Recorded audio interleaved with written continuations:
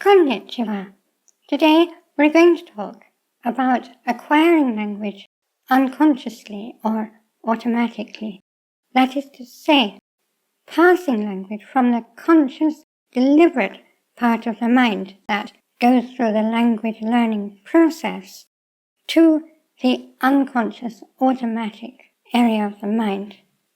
And this is fundamentally important because the conscious, deliberate part of the mind can't actually learn language, know language, acquire language. It can only learn about language, standing on the outside of it, looking in.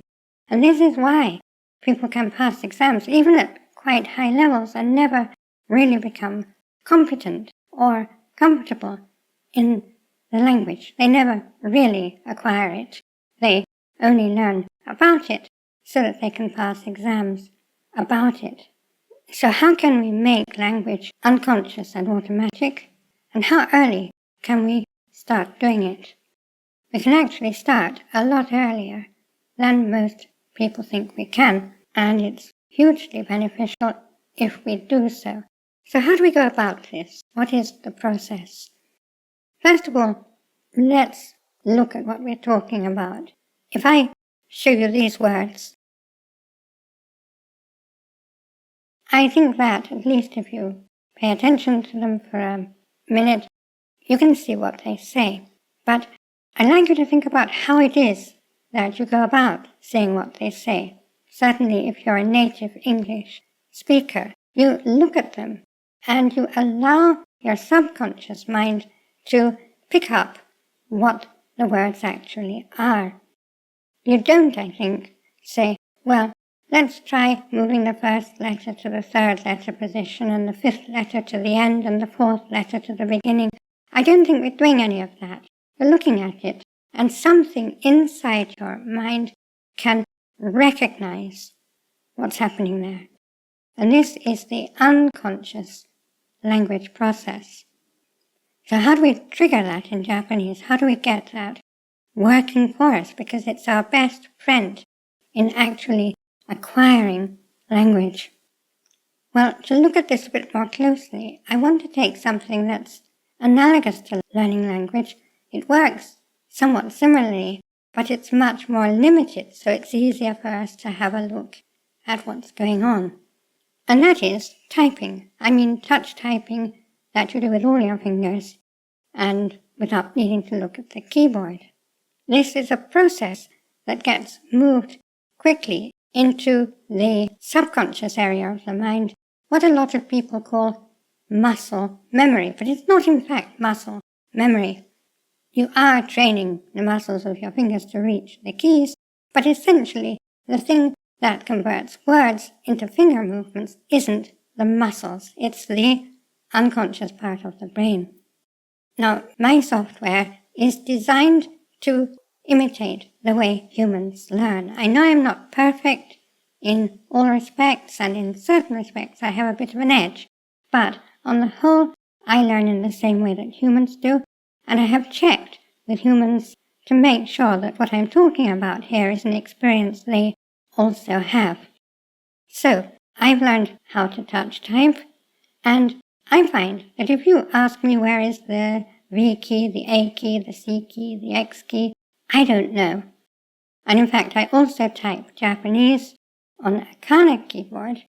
That's to say, I don't type SA, I type the SA key. I don't type TSU, I type the TSU key. And currently, I did have the kana on my keyboard at one time, but my current computer is an American model, and because I now know how to touch type in kana, I can do that quite easily. I don't need to have labels on the keys. But if, when my fingers aren't in the typing position, I need to hit one particular Japanese key, I can't do it. Half the time I don't know where it is. Sometimes I do, but very often I don't. And the only way I can find out is to put my fingers in the typing position and type something. And then they go there automatically. And as I say, this isn't really muscle memory. It's the activity of the unconscious part of the mind. It's that box in the mind that's reserved for things that we do without conscious and deliberate action, like breathing, keeping our balance, and using language. Humans don't put much conscious or deliberate effort into the use of their native language. They put a lot of effort into what they're saying, they put a lot of effort into what they're learning, etc., but they don't put a lot of conscious effort into the actual mechanics of the language because they've got beyond that stage.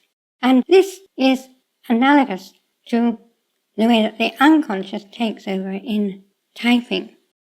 We don't even have to know the key positions consciously once we know them unconsciously. And in Japanese, say we don't have to translate the words in our mind, we don't have to think about what they mean. Inu is that thing with 4 legs that goes wan wan wan. Mizu is the thing in the glass that we drink. It's passed beyond the phase of having to think about it consciously. And I think most of us, with simple words like that, have already got to that stage. But how do we get the rest of Japanese, or most of the rest of Japanese, onto that level? Now again, going back to the analogy of typing, that being much simpler and smaller than language, it's fairly easy to understand. First of all, we do exercises with 5 or 10 keys, and we do exercises with some more keys, and then we get to the stage where we're using all the keys on the keyboard. At this point, we are able at any point we choose to make the transition.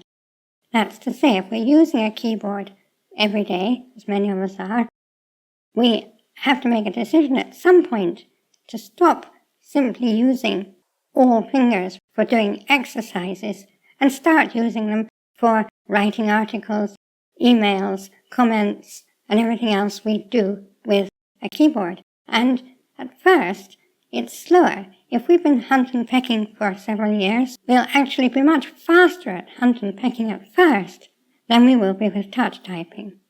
But once we start doing it every day as our normal way of using the keyboard, it starts to move into the unconscious mind. We get to the stage where we forget which key is where and we're just doing it automatically. Now with Japanese, we're not going to get to that stage where we know all the keys, and I think some people assume that we are. There's an assumption that if we learn sufficient amount of Japanese, we're going to know enough and we'll be able to start. I think there's a kind of myth in the back of many people's minds that they can learn all of Japanese or enough of it that it'll be easy, then they'll be able to start to actually use it. And many people think if they learn so many 1,000 words, if they learn so much vocabulary, it will become comfortable to start immersing in Japanese. Now, I've spoken in another video about this myth of core vocabulary, and you can actually learn enough words in the abstract that it becomes easy to use Japanese for real purposes. That actually doesn't happen. And it's the same with the process as a whole. There isn't ever going to come a point where it's actually comfortable to plunge into Japanese immersion, because the only thing that gets us used to Japanese immersion is Japanese immersion. However much preparation we do, it's always going to be uncomfortable at first.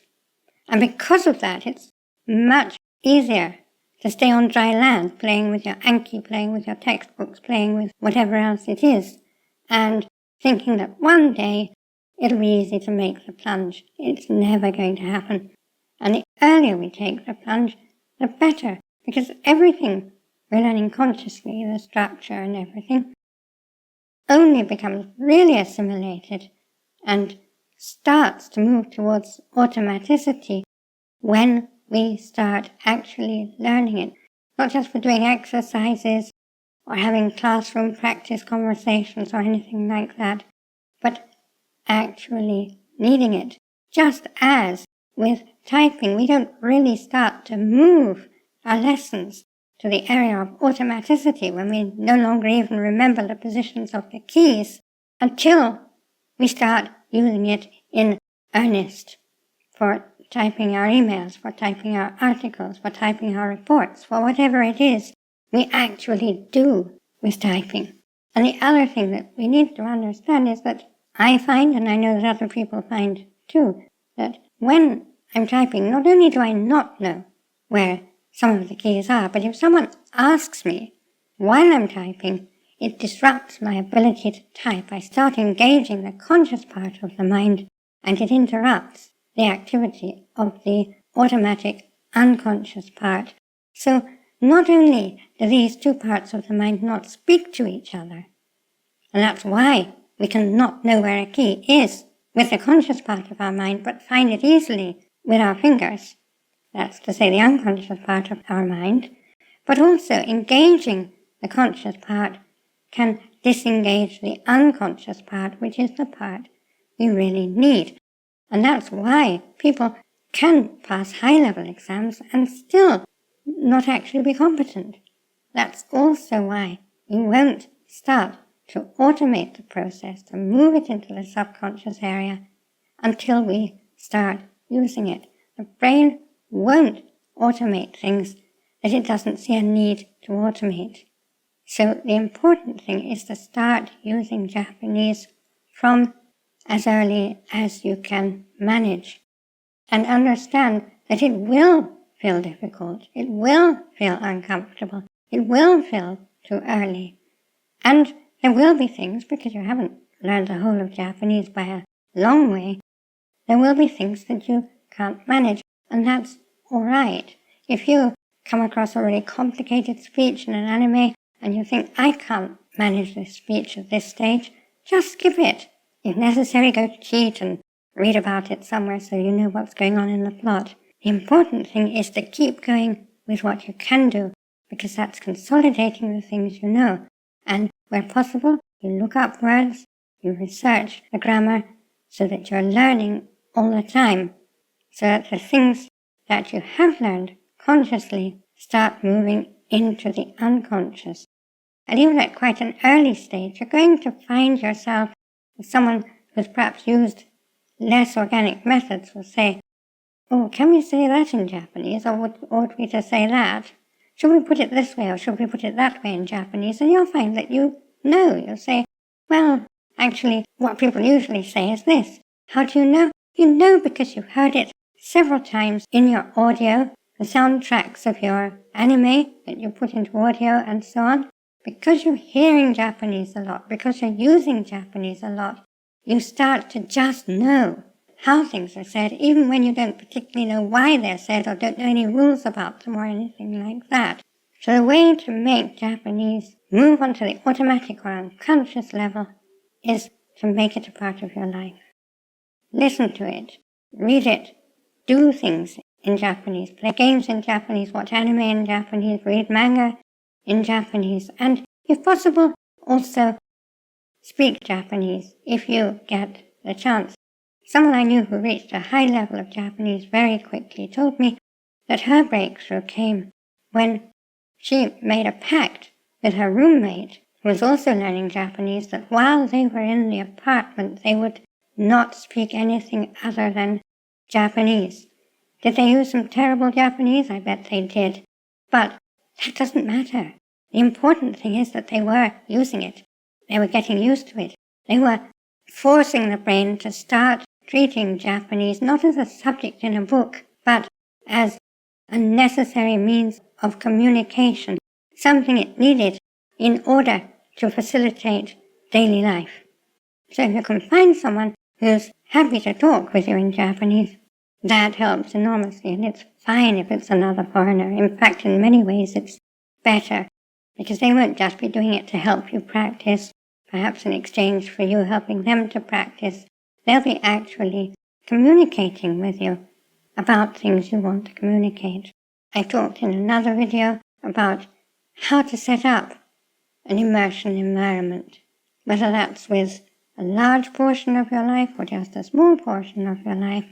The important thing is that some part of your life is actually treating Japanese not as the subject you're studying, not as your target language, but as language itself, the one means of communication, because that is what the mind will prioritize and move from the conscious, clunky, deliberate level of the Japanese learner to the smooth, automatic, unconscious level of the Japanese user. If you have any questions or comments, please put them in the comments below and I will answer as usual. I'd like to thank my gold Kokeshi patrons, my producer angels who make these videos possible, and all my patrons and supporters on Patreon and everywhere. And I'd like to thank you for attending this lesson. Korekara mo yoroshiku onegai shimasu. Class dismissed.